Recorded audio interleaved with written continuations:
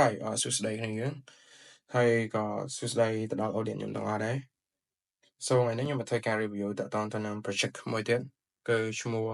Inisha ឬក៏ INIT ដែលវាជាប្រភេទBinance Launch Pool ថ្មីដែលដាក់ឲ្យ Binance user ក្នុងការ farm ហើយពួកគាត់ farm ដោយធ្វើការយក BNB FD USD និង USDC យកទៅ lock ដើម្បីទទួលបាន reward ហើយគួរបញ្ជាក់ផងដែរថាInisha ឬក៏ INIT ហ្នឹងគឺជា project ទី68របស់ Binance Launch Pool ដែល Binance ឲ្យទៅ user ធ្វើការប្រើប្រាស់ដើម្បីទទួលបាន earn reward ដោយយើងយក BNB ទៅ stake ជាមួយនឹងasset ដែលដាក់នៅលើនេះ FD USD USDC ដើម្បីទទួលបាន reward back ហើយមួយវិញទៀត Inisha ឬក៏ INIT ហ្នឹងគឺជាប្រភេទ blockchain L1 ដែលវាអញនិយាយថាវាគឺជា base layer ដែលជា layer ដំបូងហើយយើងមក detail សិនជំនួសទៀតយើង going deep ទៅលើ project ទាំងអស់គ្នាថាវាអីខ្លះអញ្ចឹងទៅលើ detail launch pool ហ្នឹង token Inisha ឬក៏ INIT total supply ដូចជា MAB MAB Mac total MAB ហើយ launch pool token reward 3% នៃ total supply so rồi point man sign លានកោត no actually is 10B so launch pool token reward ហ្នឹង 3% ចឹងវាស្មើនឹង30 លានហើយ additional 10 លានហ្នឹងនឹង allocate ទៅ marketing campaign ចឹងអាចនឹងមាន campaign អីផ្សេងៗទៀតនៅថ្ងៃលេខហ្នឹងដូចគ្នា so ហ្នឹងយើងមិនបាច់ទៅ merge អីច្រើនទេតាក់ទងទៅនឹង info ហ្នឹងពីព្រោះអានេះវាអត់សូវ important ជាជាងដែលយើងធ្វើ project review ទេចឹងyeah យើងកន្លែងចូលទៅមើល project review របស់Inisha ឬក៏ INT ទាំងអស់គ្នាចឹង Inisha ឬក៏ INT ហ្នឹង Binance Lab ធ្លាប់ធ្វើការយកមកជជែកតែឥឡូវបានធ្វើការដូរចេញហើយលែង Binance Lab ទេដូចជាដាក់ឈ្មោះYI ឬក៏YZI Lab អញ្ចឹង YZI Lab ហ្នឹងគឺជា part គឺជា part of Binance Lab ពីមុនតែឥឡូវគេធ្វើការដូរឈ្មោះអញ្ចឹង Binance Lab គឺបាន invest លើ Inisha Layer 1 network ហ្នឹងfor 0 to 1 roll up តាំងពីឆ្នាំ2023ខែ10 2012ហើយវាចំណាយពេលរយៈពេល2ឆ្នាំគិត2ឆ្នាំក្នុងការយកមកលេសនៅក្នុងជា launch pool អញ្ចឹងវាចំណាយពេលយូរដែរ so អញ្ចឹងយើងកន្លែងមកក្នុង crypto rank វិញដោយសារតែខ្ញុំសូម close បន្តិចយើងកន្លែងមកក្នុង crypto rank វិញដោយសារតែនៅក្នុង crypto rank វាមាន info ច្រើនដែលយើងគួរតែតាមដានអញ្ចឹងយើងកន្លែងមកមើល fund and backer អញ្ចឹង fund and backer ហ្នឹង sit from DeFi venture អាហ្នឹងគឺជា sit ដំបូងហើយក៏មាន Hack VC ជាមួយនឹង Series A របស់វាមានខ្លះចូលទៅមើលទាំងអស់គ្នា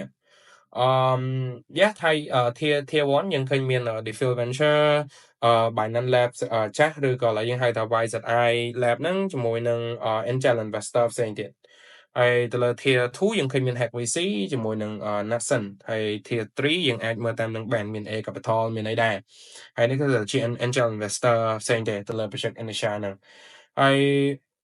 also project ហ្នឹងក៏មាន airdrop នៅលើ mainnet របស់ខ្លួនដែរគឺមាន airdrop ដូចគ្នាសម្រាប់អ្នកដែលបានធ្វើការទៅតេស្ត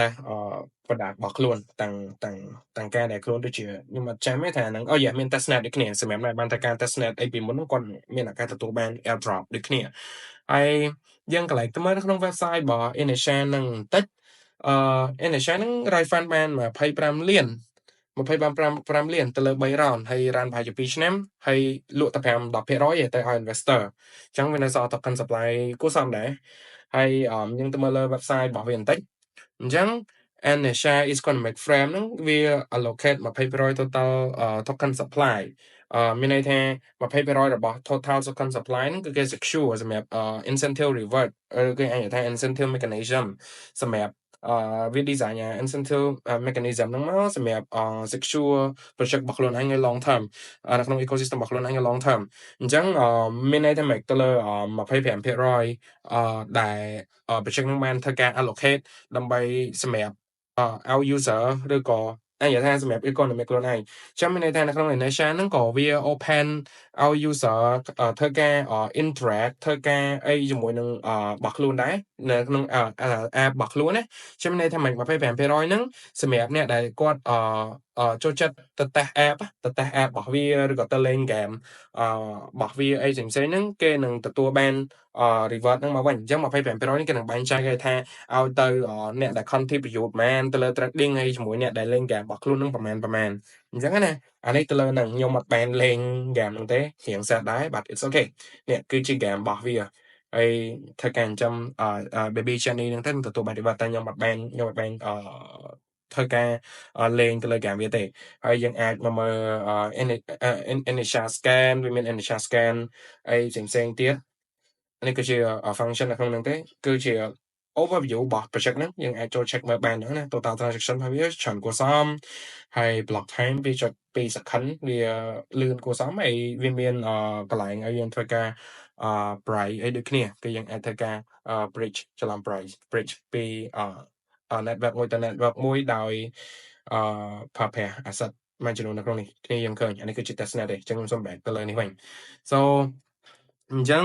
ទៅលើinitial economic ហ្នឹង total refund បានទៅដល់28លានហើយវាគឺជា fund rise ដោយ initial នឹងខ្លួនឯងអញ្ចឹងណា yeah អាហ្នឹងទៅលើអញ្ចឹងអានេះជា info ដែលខ្ញុំទទួលបានហើយចូលទៅមើលកន្លែង users wait let me click start and user governance ចឹងចូលទៅ check ទៅលើ governance វាបន្តិចដែរចឹង governance របស់វាមានដូចគ្នាមានគួរសមយើងអាចឃើញនេះគឺតែ proposal end អស់ហើយ yeah proposal end អស់ហើយចឹងសម្រាប់អ្នកដែលគាត់ធ្វើការ stake អីផ្សេងៗគាត់អាចចូលទៅធ្វើការ vote governance នឹងដូចគ្នាគឺ proposal vote សម្រាប់ក្នុងការសម្រេចគោលបំណងឬក៏អញ្ចឹងថា proposal អីមួយរបស់ community គាត់ចឹងទៅគេធ្វើការ propose ទៅយើងអ្នកដែល holder initial ហ្នឹងឬក៏ stake ហ្នឹងគាត់ចូលទៅធ្វើការ vote ដើម្បី proposal ដើម្បីធ្វើ contribute ដើម្បីធ្វើឲ្យ project ហ្នឹងឬក៏ ecosystem មួយហ្នឹង long term ឲ្យមានវាថាសម្រាប់អីផ្សេងៗនៅលើ community អញ្ចឹងណាហ្នឹងហើយអញ្ចឹងយើងសរុបមកវិញ Enisha ហ្នឹងគឺជា blockchain L1 ដែលវា design multi chain future by combining native roll up stack ជាមួយនឹង novel economic framework ហើយនឹងអីផ្សេងៗចូលក្នុងដូចគ្នា yeah ខ្ញុំមើលទៅ project ហ្នឹងដូចជាប៉ុណ្ណឹងខ្ញុំអត់សូវបានតាមដានទៅលើអានឹងច្រើនដែរអញ្ចឹងណាយើង let's check white paper វាមិនមែនខ្ញុំចូលប្រើប្រាស់ tool មួយទៀតដែលមានឈ្មោះថា CoinMarketCap ដើម្បីចូលទៅ check white paper របស់ project មួយហ្នឹង and sure wait okay ចឹងwait let's see okay white paper នេះ so ចឹងយើងចូលទៅកន្លែងមើលចូលទៅក្នុង white paper របស់វាបន្តិចអញ្ចឹងទៅលើ white paper របស់វា Enisha ហ្នឹងគឺជា core philosophy it to make open decision yeah ដូចខ្ញុំបានបញ្ជាក់ពីដើមយ៉ាងវាតកតងទៅនឹង Oracle តកតងទៅនឹងអីដូចគ្នាហើយអានេះគឺជា welcome របស់វាទេខ្ញុំចូលទៅមើល roll up មើល Okay so ទៅលើ roll up របស់ Initial Ecosystem ហ្នឹងគឺមានតកតងទៅនឹង DeFi NFT Gaming RWA ជាមួយនឹង AI ដូចគ្នាដែលវា roll up នៅក្នុងហ្នឹងអញ្ចឹងដូចតែគ្នាយើងឃើញអញ្ចឹងវា roll up នៅក្នុងហ្នឹងហើយទៅវាធ្វើការ connect ឬក៏ link ជាមួយនឹង Initial L1 ហ្នឹង yeah Okay I think that's all for today ដូចជាអត់មានអីត្រូវទៅចែកទៀតទេដោយសារតែវាអត់សូវមានអីថ្មីច្រើនដែរទៅលើ project Initial មួយហ្នឹងហើយ back ទៅ lunch pool វិញ yeah បើសិនជាគ្នាយើងចង់ចូលរួម participate ទៅក្នុង project មួយហ្នឹងគ្នាយើង complete ធ្វើការយក BNB ឬក៏ asset ដែលយើងមានដូចជា BNB FD USD ឬក៏ USDC យកទៅ stake ដើម្បី eligible for lunch pool មួយហ្នឹងហើយម្ដងទៀតទៅលើវីដេអូហ្នឹងគឺតាក់ទងទៅនឹង education purpose only អត់មានលើកទឹកចិត្តគ្នារៀងយកលុយទៅទិញអីទេដូចខ្ញុំតាំងទិញយ៉ាងដែរអញ្ចឹងហើយ invest crypto with your own responsibility and អរគុណគ្នាយើងច្រើនមែនទែនសម្រាប់មើលវីដេអូមួយហ្នឹងហើយខ្ញុំគាត់ថា project នេះដូចជាមិនមានអីថ្មីច្រើនតែគួរឲ្យចាប់អារម្មណ៍ប៉ុន្មានទេ I need to be honest with you guys ហ្មងអានេះសម្រាប់អារម្មណ៍របស់ខ្ញុំ but yeah it's okay ហើយអរគុណគ្នាច្រើនមែនទែនសម្រាប់មើលវីដេអូមួយហ្នឹង and peace out